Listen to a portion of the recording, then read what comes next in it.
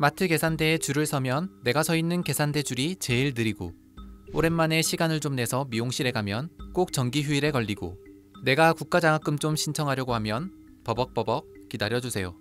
이건 뭐 머피의 법칙도 아니고 장학금 신청하는 것까지 도대체 왜 이러는 걸까? 그런데 혹시 국가장학금 신청했던 날이 마감일은 아니었습니까? 국가장학금 신청 마감일에는 왜 사람이 몰릴까? 오늘은 그 궁금증을 풀어볼까 합니다. 국가장학금은 1년에 4번, 1학기에 1, 2차, 2학기에 1, 2차 이렇게 총 4번을 신청할 수가 있습니다. 1년에 4번이나 신청할 수 있음에도 불구하고 신청 마감일만 되면 버벅버벅 접속이 잘 안 되는 이유는 역시나 많은 사람들이 한꺼번에 몰리기 때문입니다. 실제로 국가장학금 시스템은 마지막 날 평소 대비 6배 이상의 부하가 몰리고 있으며 이로 인해 시스템 처리 속도가 늦어지고 있다고 합니다. 사실 국가장학금 말고도 이런 비슷한 뉴스를 보신 경험이 있으실 겁니다. 자동차세 연납 마감일 신청 폭주, 기업 채용 마감일 지원자 폭주로 서버 다운.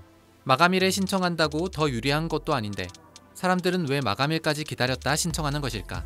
가만 생각해보면 이런 요상한 심리를 우리는 어릴 적에도 경험하곤 했습니다. 방학 내내 놀다가 꼭 개학하기 하루나 이틀 전에 벼락치기로 밀린 숙제 해본 사람 손. 실제로 2002년 미국 매사추세츠 공과대학의 에릴리 교수는 이와 관련한 실험을 진행했습니다. 실험 참가자들에게 14주 이내에 맞춰야 하는 과제를 내주고 언제 그것을 해결하는지 보는 실험이었습니다. 그 결과 고작 2.5%의 사람만이 처음 일주일 내에 일을 시작하겠다고 했고 40% 이상의 사람들은 정해진 날의 하루 전날을 마감 시한으로 정했으며 12주째나 13주째를 마감 시한으로 정하는 사람은 거의 없었다고 합니다.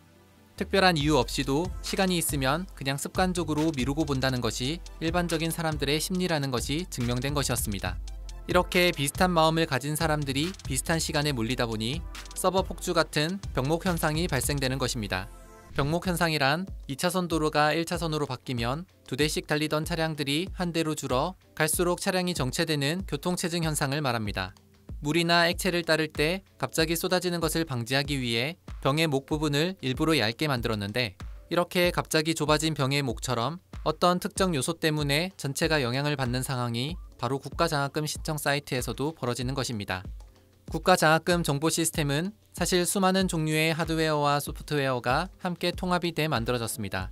이들 중 하나만 처리 성능이 떨어져도 전체에 영향을 미쳐 결국 버벅버벅 병목 현상이 발생하게 됩니다. 그렇다면 장비를 바꾸거나 업그레이드를 하면 되지 않을까? 물론 한국장학재단의 정보 시스템도 꾸준히 장비를 바꾸고 업그레이드를 해오고 있습니다. 하지만 병목 현상 말고도 또 다른 강적이 있으니 바로 풍선 효과입니다. 풍선의 한쪽을 누르면 다른 쪽이 부풀어 오른다고 붙여진 풍선 효과. 문제를 일으키는 장비를 바꾸고 업그레이드를 시키고 나니 이번엔 그 다음으로 처리 성능이 떨어지는 장비가 마치 풍선 효과처럼 또 병목 현상을 불러오는 것입니다. 거기에 이런 상황에 접속이 잘 안 된다고 자꾸만 클릭 새로 고침을 누르게 되면 오히려 트래픽은 더 늘어나게 되고 접속은 더 어려워지는 악순환을 만들다가 결국엔 서버까지 마비되는 최악의 순간을 맞이하게 되는 것입니다. 한국장학재단에서는 이런 최악의 상황을 막기 위해 장비를 늘리고 업그레이드를 하고 사용자들이 새로 고침을 누르지 않게 대기표 발행 등을 하고 있지만 성능에는 한계가 있을 수밖에 없습니다. 그래서 눈을 돌리고 있는 것이 바로 클라우드 기술입니다.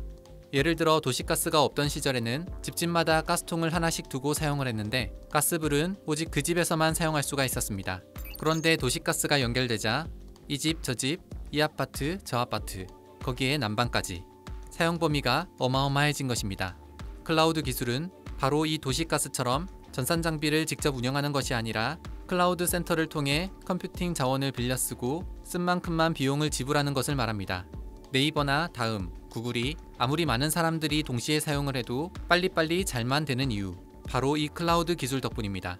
한국장학재단에서도 성능의 한계를 극복하기 위해 이 클라우드 기술 도입을 적극 검토하고 있습니다.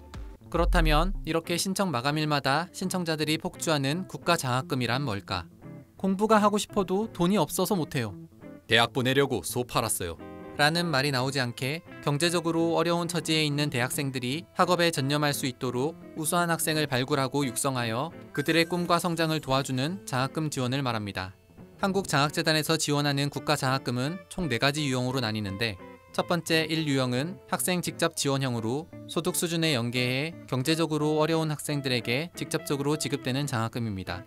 두 번째 2유형은 대학 연계 지원형으로 등록금 부담 완화를 위해 대학들의 적극적인 참여를 도모하기 위해 대학과 연계하여 지원되는 장학금을 말합니다.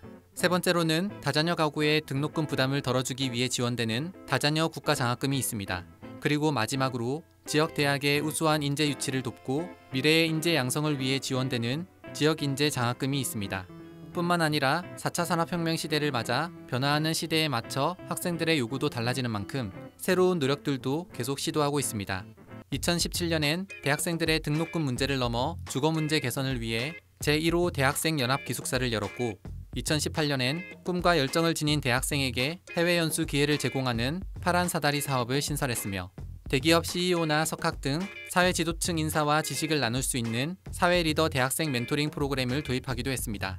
2019년엔 꿈과 재능을 가진 중고등학생을 지원하기 위한 복권기금 꿈사다리 장학금을 신설했고 2020년엔 고졸 인재 취업 지원을 위한 중앙취업지원센터를 개소했습니다. 이렇게 다양한 국가장학금 사업을 통해 연간 약 103만 명의 학생들이 4조여 원의 장학금 혜택을 볼 수 있었습니다.